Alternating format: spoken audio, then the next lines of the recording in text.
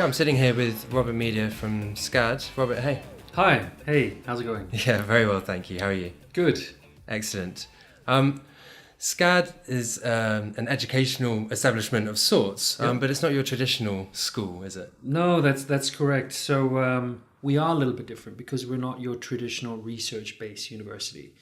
So whereas some universities put a lot of emphasis on the long-term research, we put a lot of emphasis on our students and making them industry ready. And so from our 4-year program or our 1 to 2 year MA or MFA program, we really try and build our students so that upon graduation, they're either employed or they're close to being employed. Do you develop the skill sets differently to other establishments? It's a fully accredited university, but what we do quite differently is that we do have a lot of direct industry contact. And so from year one, we really are partnering and engaging with industry on problems, on ideation.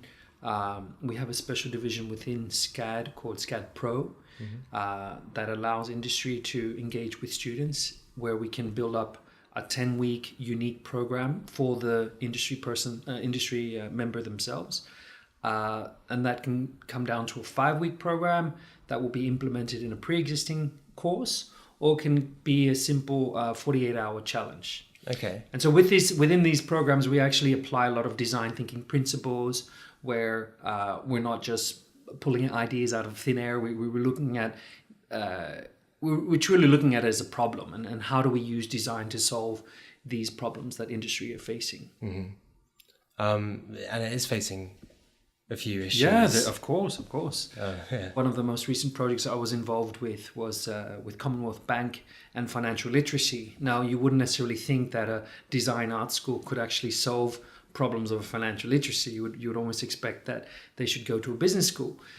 But it was precisely because we are a design and art school that we're able to provide unique insights and provide a different framework to how do we solve that problem. And so in this particular case, the bank had just expanded into developing markets of Vietnam, Indonesia, and South Africa. And so the irony in all of this, their key clientele are millennials. So why wouldn't you want to work with millennials? Why would you then go to an agency who might only have one account manager and a creative director and generate some ideas that may not even be appealing to your target audience? So in this case, we're able to work with the industry, work with their problems, but actually work with their target audience that is actually driving the solutions that they're looking for. That's quite interesting, because obviously with you're educating that age group as well. Yeah.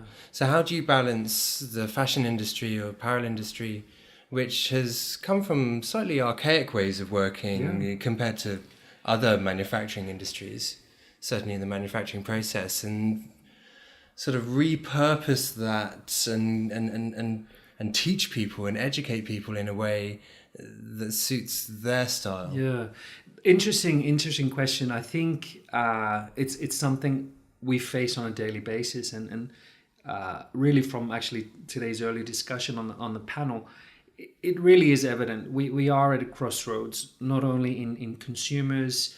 The millennials are moving through as the biggest consumer group right now in China, versus in the West, where the baby boomers are now retiring and dying off. And so if we see those changes in the consumer groups, we also see those changes in the industry. Industry is needing to adapt themselves and adapt quickly.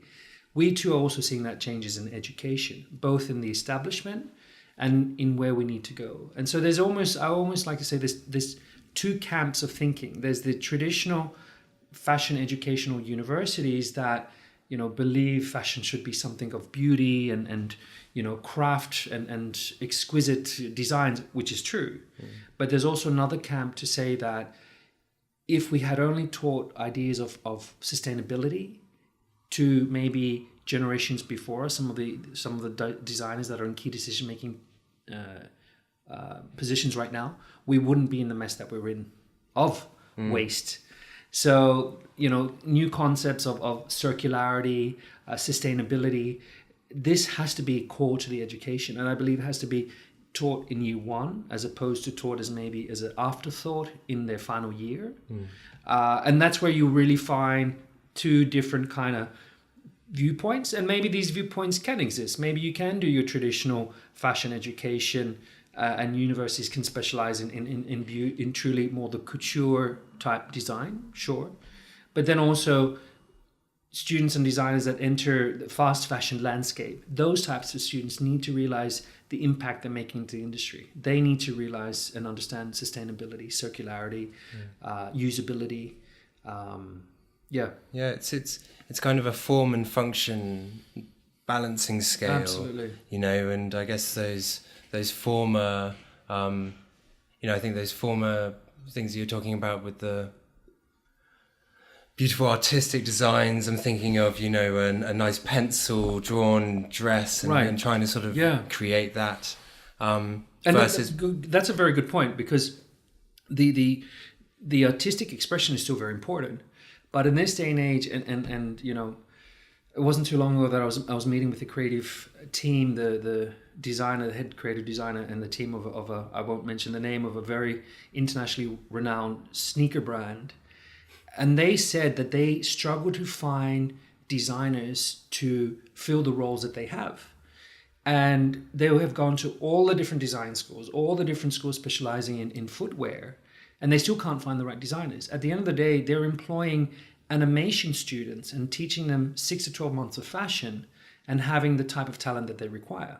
And that's case in point that academia is not serving the purpose of generating talent that the industry requires without the industry needing to retrain or have additional training. So that also allows academia to see it as an opportunity to say, this is the time in our life to actually maybe think outside the box and do, cross collaboration of schools. Maybe there is, and I believe there should be a complete digital fashion education where you're not using the pen. Maybe you use the pen in year one, but by year 4, when you graduate, all your designs are completely rendered 3D animated products that don't need to be produced or prototyped because they're so realistic and sustainable at the same time, right? Yeah, absolutely. How are we going to get there then? I mean, I guess my question to you, Robert, is what are you going to do to help us get there? What am I going to do? Well, I'm in the position I'm in precisely because of that. I mean, I came from industry and I've always been in and out of academia. My first engagement in academia was in needing to develop a course of fashion management. So I was working in Scandinavia and I had a lot of fashion students who wanted to get into PR and marketing, and I had a lot of business students wanting to work with the luxury brands that I was working with.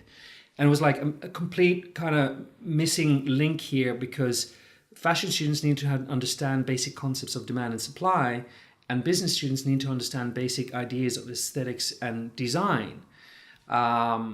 And it was through my actual former professor that she inspired me to undertake a PhD and actually write one of the Scandinavia's first fashion management course, which I did for the University of Borås. I taught it for about 8 years, going back and forth.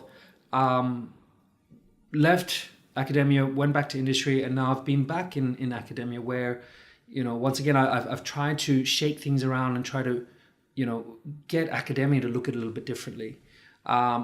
There's a lot of work to be done. That's all I can say. And it's not going to be maybe in just, my lifetime. Maybe it's going to require a little bit more, or at least it's going to be an ongoing process. Yeah, because this has come about because obviously, especially in the design side, 3D designing footwear in this instance, it's come about so quickly. Absolutely.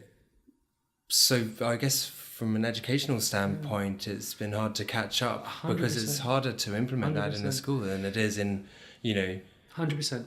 And I would say that, the role of how academia was perceived, let's say 10 to 15 years ago, was truly that academia was something that led industry. Industry went to academia for insights, for future direction.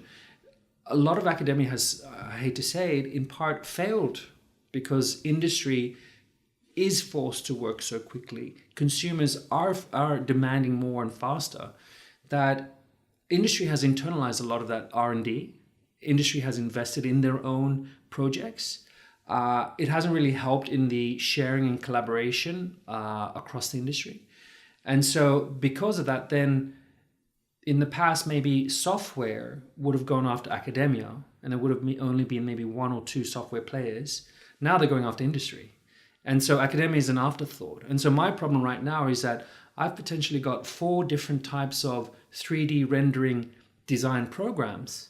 I can't teach 4 in one student's education. I can only teach 1. I would be lucky to get 2. And that's the problem as well, that every industry player will then use different softwares. So whose responsibility is that? Do we all agree that it should be one software, or then do we scale back, or then do I have to then create 4 different programs that cater towards 4 different softwares?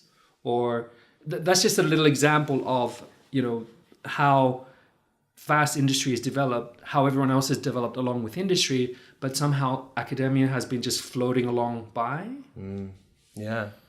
And it's hard because, that costs a lot of money as well. Oh, absolutely. And, if you need 4, it's 4 times as much money as one brand would need. Yeah, and I can understand the industry's frustration when they're getting graduate talents who only know one program and all purposely might like one student, but then realize that they also got to invest in that talent to take them further and take them forward.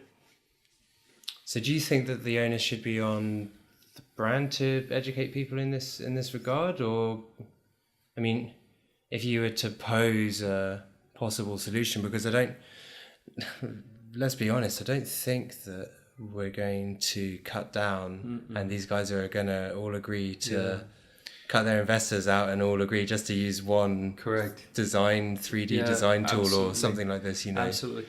I think I almost want to say it's a 3-way partnership. I think education obviously being one, industry being the other, and government and policy being the kind of the third. Academia, what we do in academia needs to be approved and governed by the educational bodies and boards of the various countries and governments. So it's not like we can independently go out and just start doing our own thing. And in some way, when you look at that combination, industry now has somehow overtaken government in its impact and influence in countries around the world, right? We can agree on that. And because of that, the same thing applies in this particular discussion. How do we slow it down is really by bringing all 3 parties to the table and say, okay, listen, what can we do to ensure that we satisfy each other, that we are producing the talent that the industry requires, that the academia has the policy support from the government and approval, and at the same time that the industry is satisfied with both what the government and the academia are doing. I've always said Hong Kong for me is I love Hong Kong, but it also could be a great case study in that Hong Kong wants to truly position itself as a hub or a center of fashion of some sort in the world. And it could essentially be the hub for sustainability for Asia. It's a self-contained, nice little almost package, let's call it. There's not that many universities here. There's 4 or 5 institutes. It wouldn't be that hard for the government to actually put a policy that states all universities have to teach sustainability as a core subject from year 1 within fashion education, or all universities need to teach 3D technology, 3D designing as a core component foundation subject within fashion education. And that will ensure then that all the institutional players are then revising the curriculum, but at least adapting the curriculum, so that at the end of the day, we can say, you know what, Hong Kong is the only country in the world that all students graduating from Hong Kong have sustainability at its heart and potentially producing sustainable collections, all of us, and 2, understand technology and software like no one else. Yeah, that's not a barrier to entry. That's just a massive plus point, right? You would think so, but this is where unfortunately bureaucracy it really ties us back, and bureaucracy ties government back and academia back. And so whereas it might take months, years to do one curriculum change on a syllabi, industry is already facing another problem that they're needing to overcome. So yeah, and so it's not training, It's something a bit different. Yeah. But like I said before, this idea that we're at this crossroads of change. We're at this crossroads of consumer change, the fourth industrial revolution. That also requires that the landscape in which we're working is changing. Is changing. We're seeing more and more a greater need for executive training. So now people who've been out in the industry for maybe 10, 15 plus years, they don't really know what sustainability is. They never took sustainability as a subject in class because it wasn't something we spoke about. It wasn't even a topic, or even circularity. So we're seeing a greater need now to actually bring in industry people and develop programs for brands and for these people to re-educate them. Yeah. You were speaking on a panel earlier on today. Yep. Yeah, how did that go? It was great. It was very interesting to have. So it was myself, Polly Yu, and Hong Kong Rita. And I think one of the key insights is for industry to see that universities, we're very open and we're very willing and interested to collaborate. And I think in this day and age, with the millennial cohort of students coming through, we realize that this particular group really likes to collaborate. They actually they retain and they engage a lot more when there's a collaboration involved in the process. But to realize that every institute has a different offering and we're not all the same. So whereas maybe PolyU might work on a 12-month to 24-month lead on projects, Hong Kong Reader might be double that, up to 36 months. Whereas SCAD, we are, anywhere between 10 weeks to our shortest collaboration with industry can be 48 hours. So, and that really is depending on the brand or the partner's requirements. Okay. Yep. Wow, how do you keep it that short? Well, it comes down to their need as well. So basically our program, within our program, we have a special unit within SCAD called SCAD Pro. Mm-hmm. And so basically we have a 48-hour, we call it the 48-hour challenge, which is pure ideation. So brands might come to us and say, listen, I need 100 different ideas on gifts to give to my clients, or 100 different ideas on campaigns to develop for their marketing plans. Just pure ideation through to the 5-week program, which can be plugged into a pre-existing coursework. And then it can be a fully sponsored 10-week program as well. So that is almost like a full class that are handpicked purposely to drive and develop solutions that the client is looking for. Tell me about this Disney case study that you guys have been doing. Yeah, that's a good one. So Disney came to us last year because it was Mickey's 90th anniversary. Mm-hmm. And so they basically, they had allocated budgets to do some sort of project, but they didn't know exactly what they wanted to do with it. But they did know that they needed to celebrate Mickey's 90th. And from our initial discussions with Disney, we were able to identify that we could create them a capsule collection designed by millennials, for millennials, with a full video photographic production behind it. So a lot of collateral was developed, along with a full-on launch event for press and celebrities here in Hong Kong. And so that was a full 10-week project, as I mentioned before, everywhere from the initial concepts of designing. And in that project, we had 30 students, and they came from all the different schools. So we had students from fashion design, fashion marketing, branding communication, illustration, advertising, and we basically put them into groups. And so from week 1, where we just had the initial need of creating a collection, down to week 10, where we exited the project with 16 full key looks, catalog, campaign, video, behind the scenes, an event. Very, very long, hard project.